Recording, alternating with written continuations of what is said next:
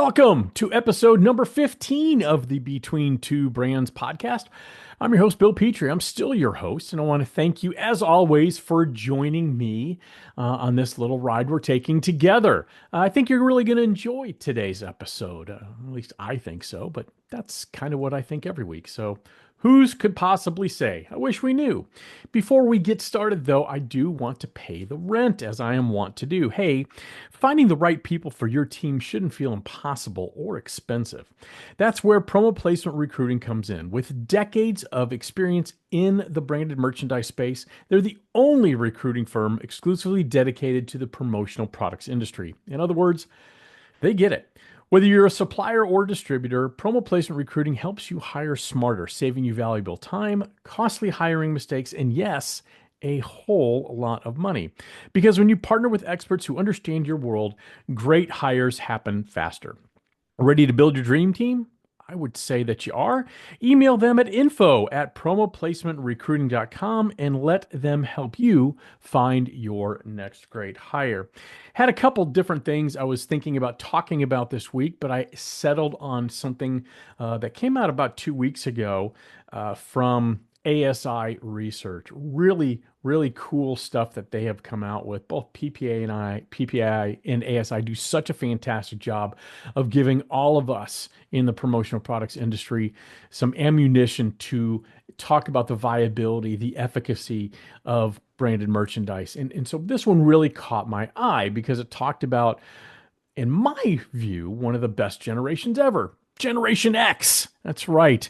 I am of that generation, as I think a good portion of our audience is. And so this is really some interesting findings about end users in Generation X and what they think about promotional products. And I thought I'd go over a few of them today. So 92% of Gen X end buyers view branded merchandise and apparel as an effective medium for improving brand awareness. Okay, that makes sense. I do always wonder, why do we split up or sometimes branded merchandise and apparel? To me, if apparel's decorated with a brand, it is now branded merchandise. To me, it's all just one thing, but I digress. But I digress. All right. 73% of the end users would have a more positive view of an advertiser if they received brand name promotional apparel from them. Again, very interesting stat. Interesting that it was just focused on apparel, not hard goods. I find that always interesting. 8 in 10 end buyers have purchased branded merch or apparel from an e-commerce site. Now, that's something I really kind of grabbed my attention with the proliferation of for imprint, which I assume that's probably 90% of where those are coming from. It really shows how even a more mature generation, gosh, I hate saying that as part of Gen X, even a more mature generation has adapted to making purchases online. So it's something that we should all consider as we move forward. Had some interesting statistics on AI. 29% of end buyers believe AI, or A1 as some people would call it, AI will significantly impact their day-to-day lives in the next 3 years. I thought that was an extraordinarily low number. Maybe that's where the generational things come in. And even though I'm Gen X, I have gone all in on AI to leverage it to use for me, for my business, to make me more efficient and to help me do things that maybe I couldn't do before. So I thought that was interesting. 29%, only 29% think AI will significantly impact their day-to-day lives in the next 3 years. All right. Favorite promotional products from Gen X. Cell phone stand. By the way, almost every single one of these surprised me, except for this next one. A Yeti cooler. Okay. Very bougie, very name brand. Got it. No surprise there. But cell phone stand, golf balls. Okay. That tracks. That tracks. Uh, Blanket, keychain flashlight, binoculars, and the most surprising one to me, the pet leash. Now, I love my pet. I love Shelby, our 5-year-old coonhound.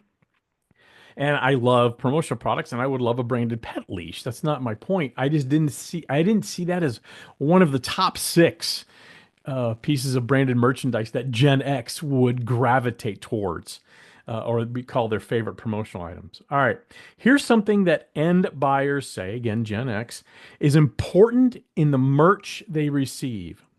72%, and this was tied. So first 72% said made in the USA.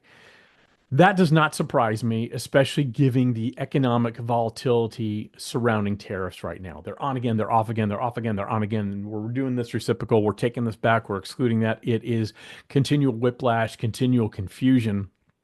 Regardless if you're pro-tariff or anti-tariff, it's exhausting, and so I can see why it really is driving people to want more made in USA merchandise. Whether they can get that, that's an entirely different discussion. The other 72%, so they said said it was tied. They're looking for socially responsible merchandise. So I found that very interesting. To me, I think we're always told, hey, it's millennials, it's Gen Z, who want that social responsibility piece. I thought that was fascinating. And 67% said environmentally friendly. What's always interesting to me about these three topics, I think they're always pretty high, ranked fairly high. What's interesting to me is when push comes to shove and people realize that it might cost more if it's made in the USA. Right now, it may cost less given the tariff situation, but it's made in the USA. Perhaps it costs more because it's socially responsible. Perhaps it does cost more when it's environmentally friendly. Sometimes that feels like it goes out the window. At least that's my perception. Am I wrong here? Tell me if I'm right. Tell me if I'm wrong. But it seems like everybody wants that until they get the bill and they realize maybe I don't want that as much as I thought. And then the last thing, this is the one I really was excited to talk about today. The term preferred to talk about what we do, our industry, the term preferred by Gen X and buyers. 16% said freebies. And I thought, who in the hell uses the word freebies? That is I would have been less shocked had tchotchkes been 16%, use that as a preferred term, or trinkets and trash, God forbid. But nope, freebies is 16%. 18% said merch. I thought that was very low. I thought that was very low. 28% said promotional products. And I think this next one proves my point of the last decade. 35% said swag. Swag is one of those terms I fought against hardcore when it started to really proliferate our industry because I felt like it's going to be like parachute pants. It will not age well. It will stick people very firmly into a set period of time. And I think I've been proven right on that because I don't think we use the word swag like we used to. We as an industry, we have moved away from it. We've evolved away from the term swag. Maybe it just doesn't feel right anymore. Maybe it feels dated. I never liked the term. I felt it cheapened what we did as an industry. I've always liked branded merchandise. And this goes back 30 years. Branded merch is fine. And that's kind of where I think most of us are at today, branded merch or branded merchandise. So very interesting stuff. So I'd love to hear from you. Hey, Gen Xers, what is your preferred term for our industry? Really like to know that. Here's something else I think you would like to know. Did you know what season it is? Well, that's right. It's business valuation season. Now, maybe you don't know what your company's worth. Maybe it's been a few years since your last valuation and you need a new benchmark to see if your company's increasing in value. Heck, you might even want to see if it's time to sell your business. Now, regardless of the reason, Jamie Watson and the experts at Certified Marketing Consultants, they have extensive experience in the world of branded merchandise and the financial knowledge necessary to provide a fact-based valuation of your business. Simply email them at info@certifiedmarketing.com for a confidential discussion today. You're not going to be sorry you did. All right, that does it for the preamble. Let's go ahead and get right to our guest. Well, today's guest needs absolutely no introduction, but I'm going to give him one anyway because that's how podcasts work, at least this one. He is the current Vice President of Strategic Growth at American Solutions for Business, which basically means his job title is as big as his personality. Widely considered a social media pioneer in the promotional products industry, he was out there pointing at cameras and calling it content long before LinkedIn decided to reward every single one of us with personal branding coaches. He's an avid outdoorsman, a passionate family man, and if there's an animal that walks, crawls, slithers, or flies, odds are good that he's figured out a way to turn that into dinner. He's also worked for so many companies over his career that his LinkedIn profile should probably come with chapter markers.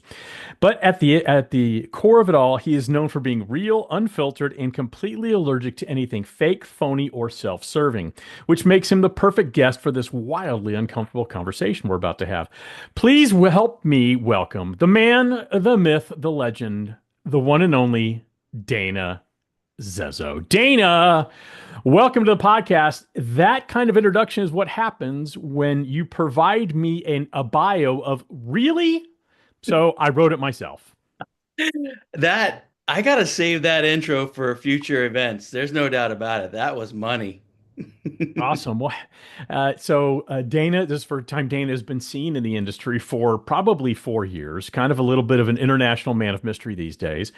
But everybody knows who Dana is. And I know you've brought a couple topics you'd like to chat with me about before we get to your very easy questions.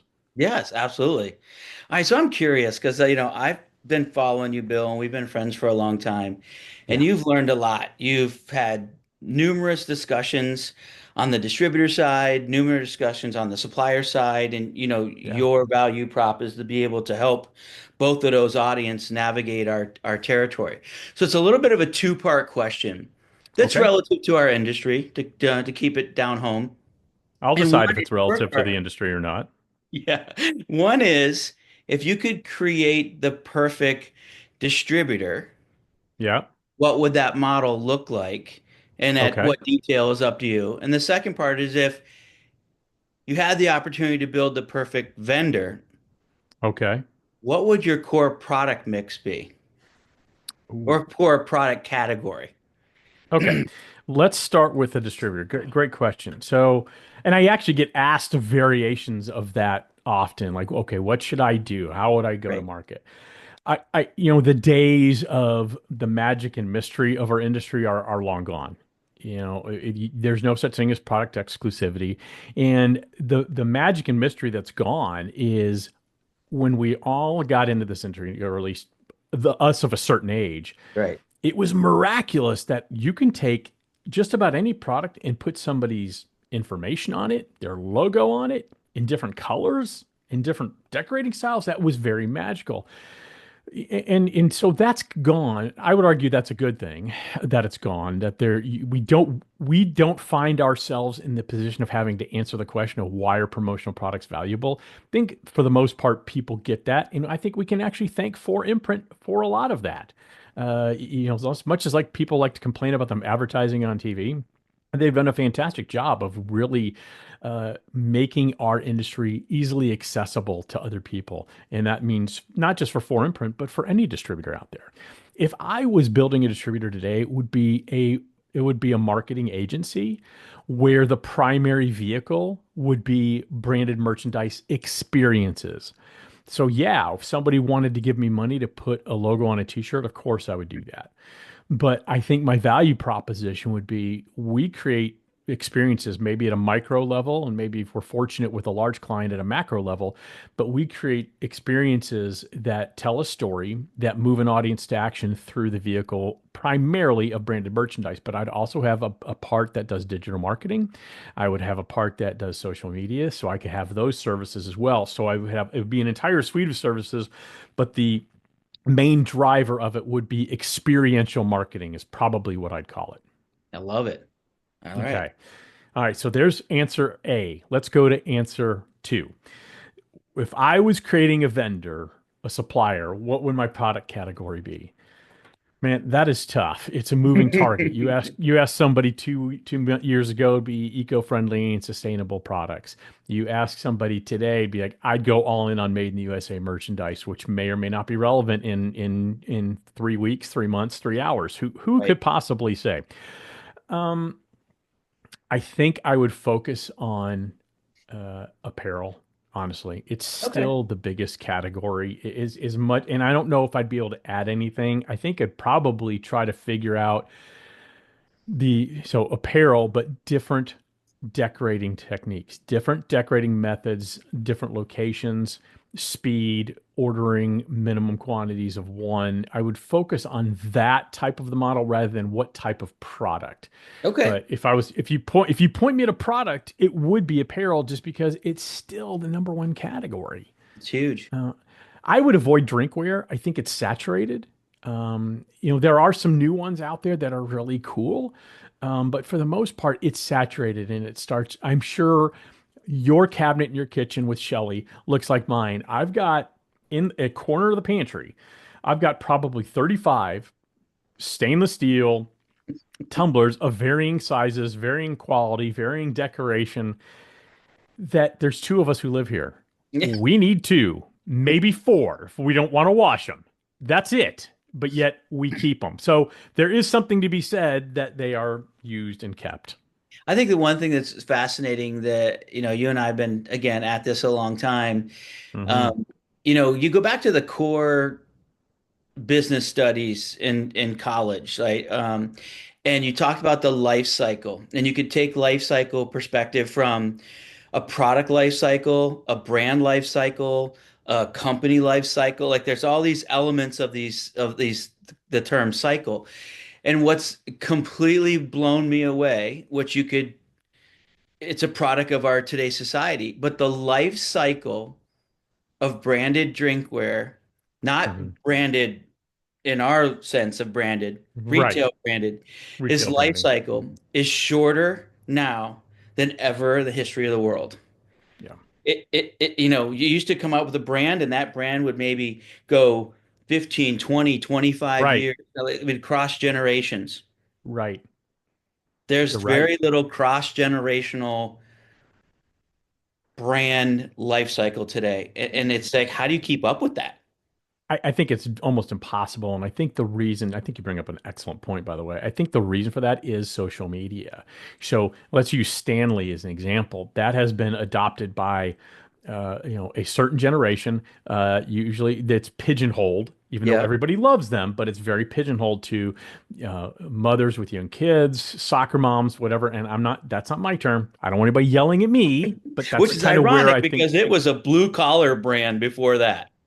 it was tools. That's the way, Totally yeah, blue yeah. collar brand. Yeah. So, and now, again, what becomes it's part of our ethos as a society. We love to build things up, and man, we love to tear them down. So, the second there's a tipping point, in fact, second things get too popular, or everybody's got one. That's the second. The next generation is like, yeah, I don't want any part of that. Yep. I reject your reality and substitute my own. I love it. So true. Yeah, yeah. So, but real quick, I'm going to ask you, what kind of distributor would you create? What kind of supplier would you create? I'm going to throw the same questions back at you. Bonus question. Oh, bonus question. I think it's relative to something we might talk about later, but Okay. I think if I had to build a distributor, first of all, I would only build a distributor model that made me want to wake up every morning. So that would be around my interests. And I would actually not try to be everything to everybody.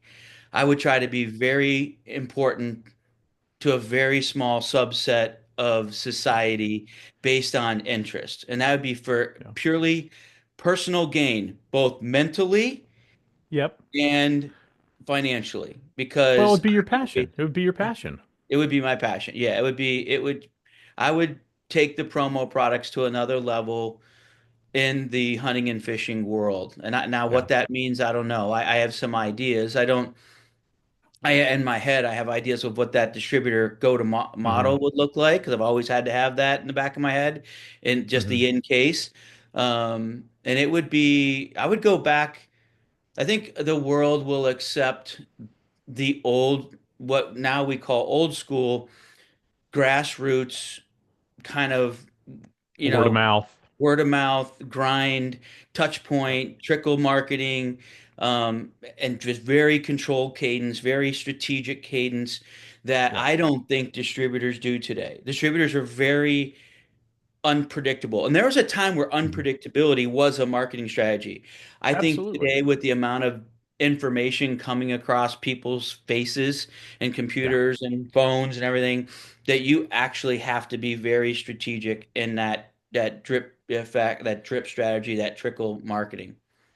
Yeah. I agree with you. You know, the companies that are struggling in my mind today are the ones that try to be everything to everyone.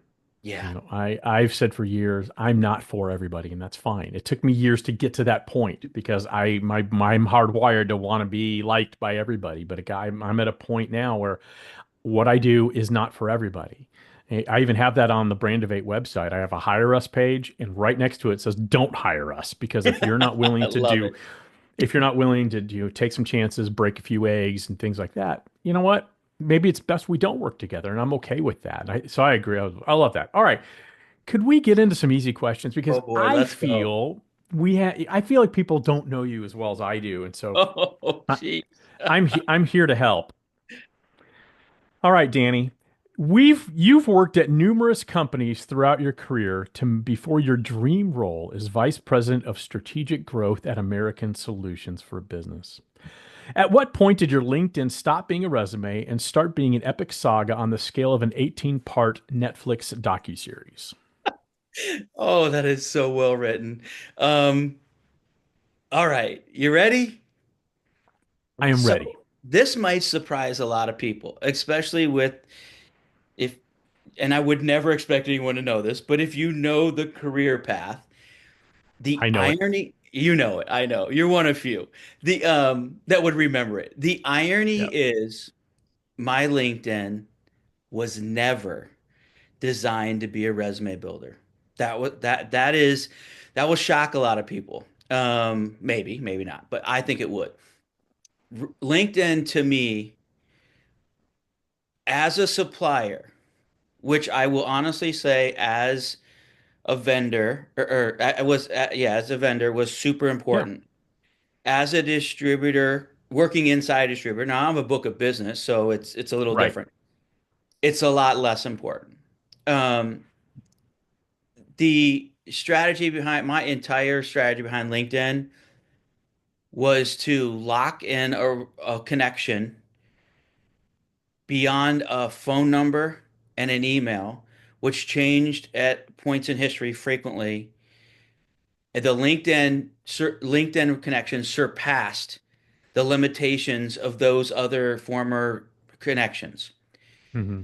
It helped me stay connected to distributors because we could all joke about suppliers jumping around, but if you look through history, so have a lot of distributors jumped, Look, salespeople jumped around.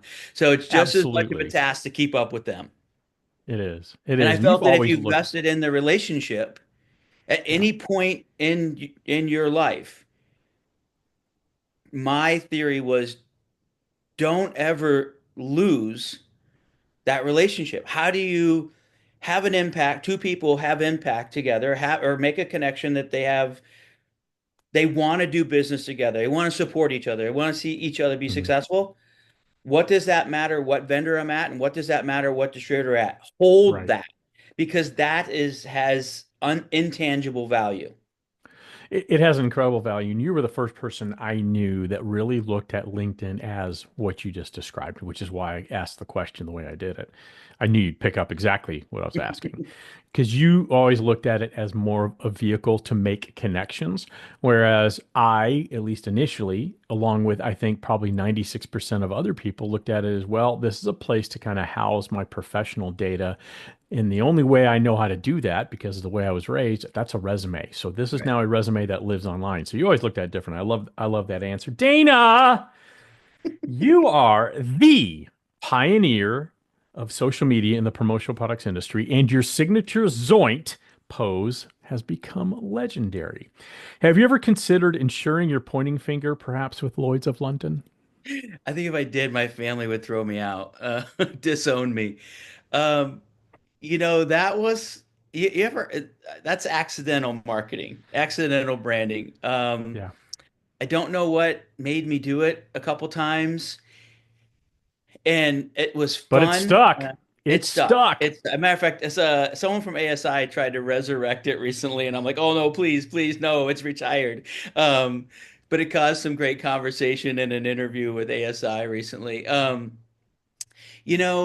So the thought, the psychologically, the psyche behind the Zoint was that I was raised by, I'm like generational sales DNA. Mhm. Grandfather was a salesman, father's a salesman.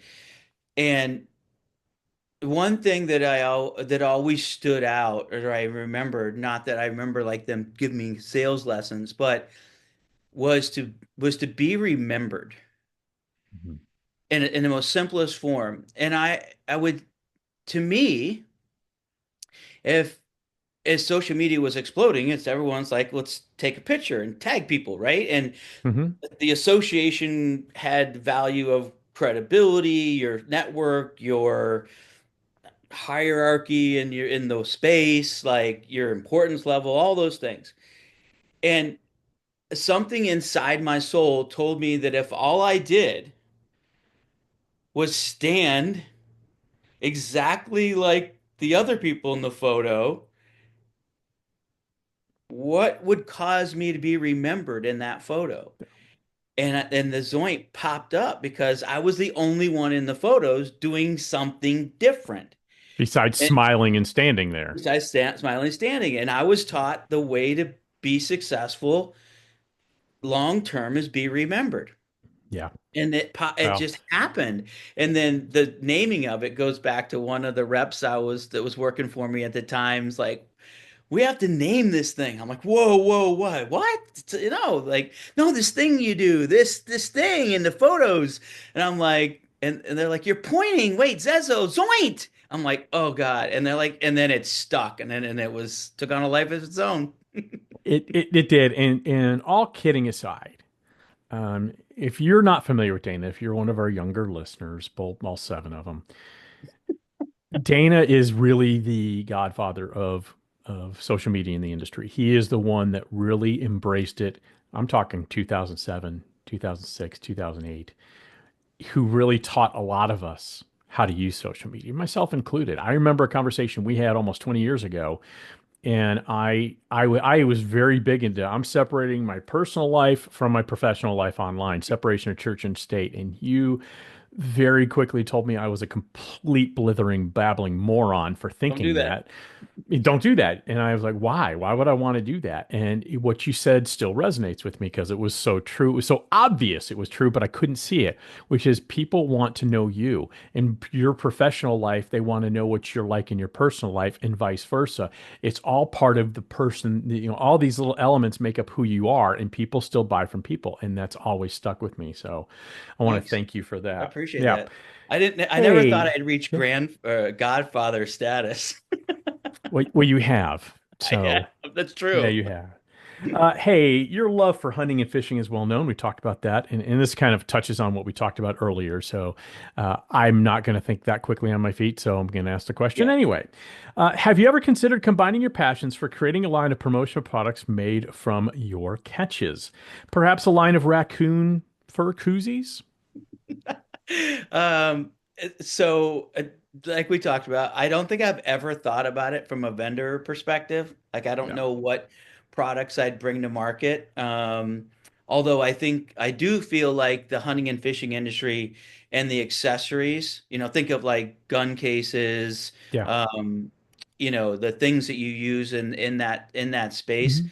Definitely, there's more room in this industry It for seems like those an products. underserved community. It seems like Yeah. an underserved community, other than your very stereotypical companies that sell that merchandise like REI and so on and so forth.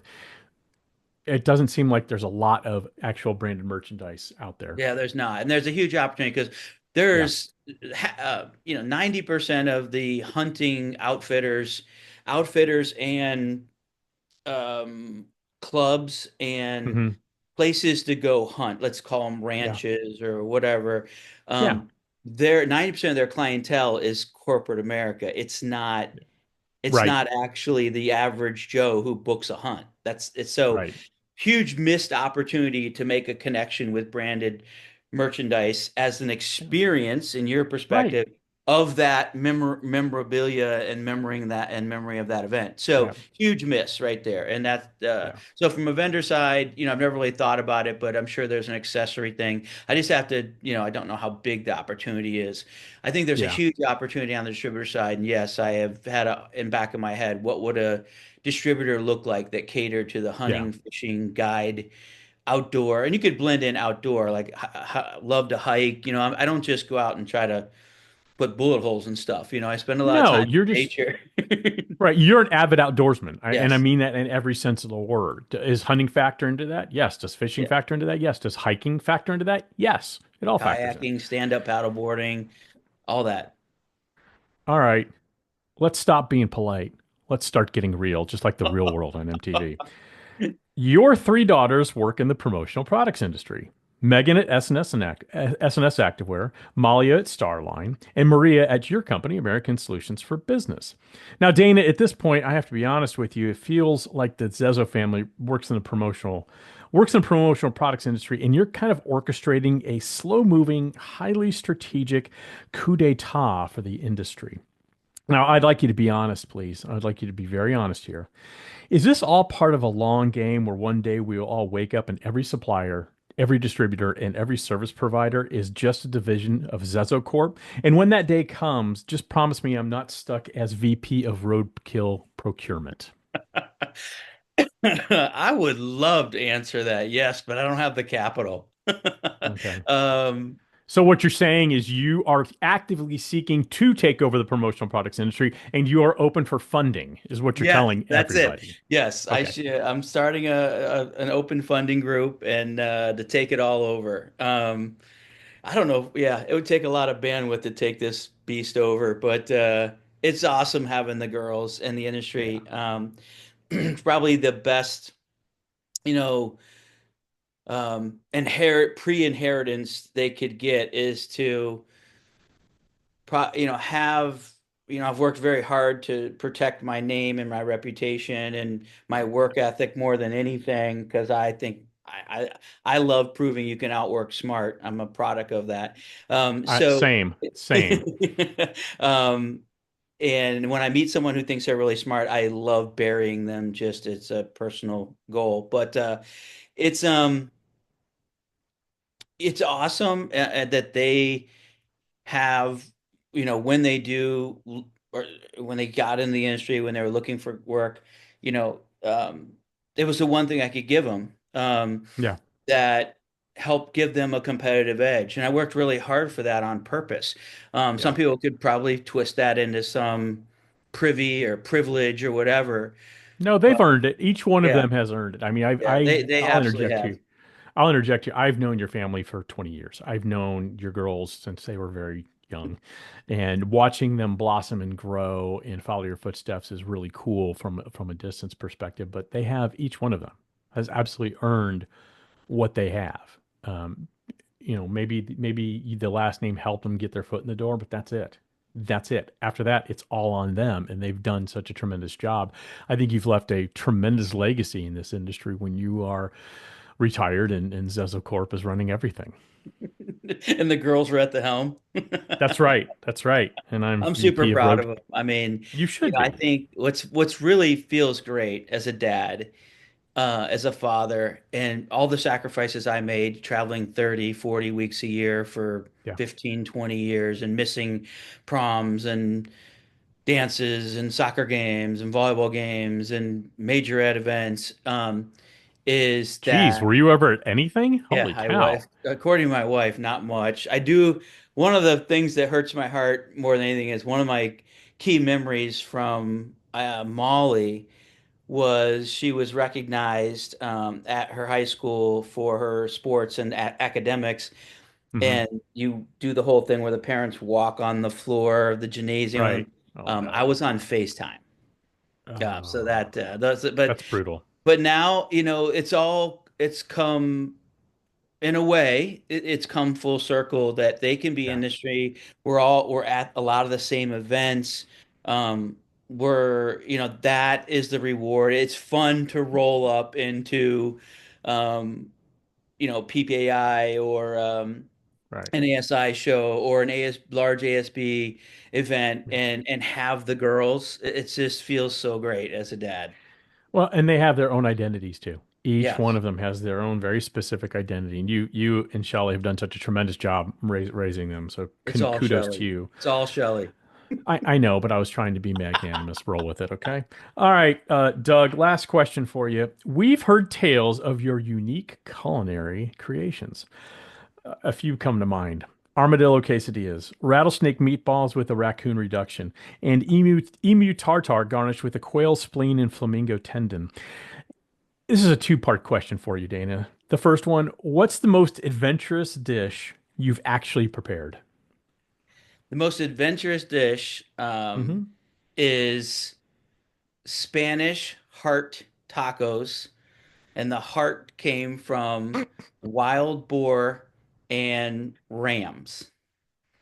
Okay. And it was it People think was I'm. it was good. Go It was ahead. like Yeah, it was really good. people think I'm joking when I saw like he's eating armadillo quesadillas and stuff. He eats this stuff. I'm telling Yeah. you. All right. Second part of the question: what's the one endangered species you dream about smoking low and slow over hickory for 10 hours? Now, this is strictly for research purposes, of course. Now, bonus points if it's served with a side of spotted owl aioli.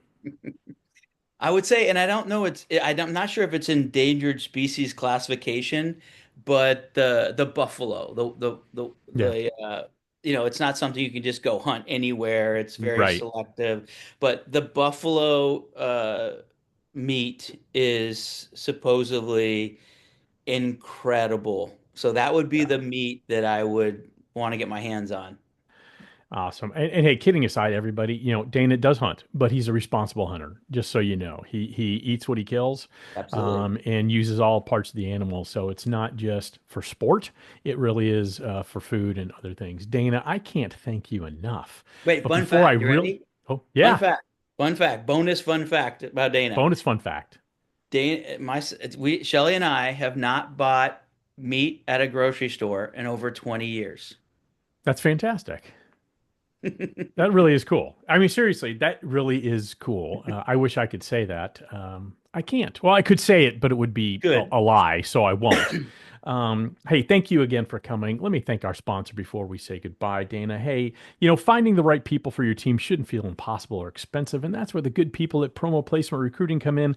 They have decades of experience right here in the branded merchandise industry, and they're exclusively dedicated to this industry. That means they really get it. So when you're ready to build your dream team, go ahead and email them at info@promoplacementrecruiting.com. You're not going to be sorry you did. Dana, again, I can't thank you not only for being on this dumb show I have, but also for the absolute decades of friendship. You and I have been through a lot together, and it's always great talking to you. We don't do it enough. I hate that we have to do it on a podcast. Hey, great seeing you. Loved our friendship. So proud of you, what you've accomplished. And I knew what you were mapping out. I knew your master plan for a long time and honored that I did know that. And, you look great. I'm happy for you and your family. Thanks, buddy. Happy for you. Best of Shelley, and we'll see you guys next time on Between Two Brands.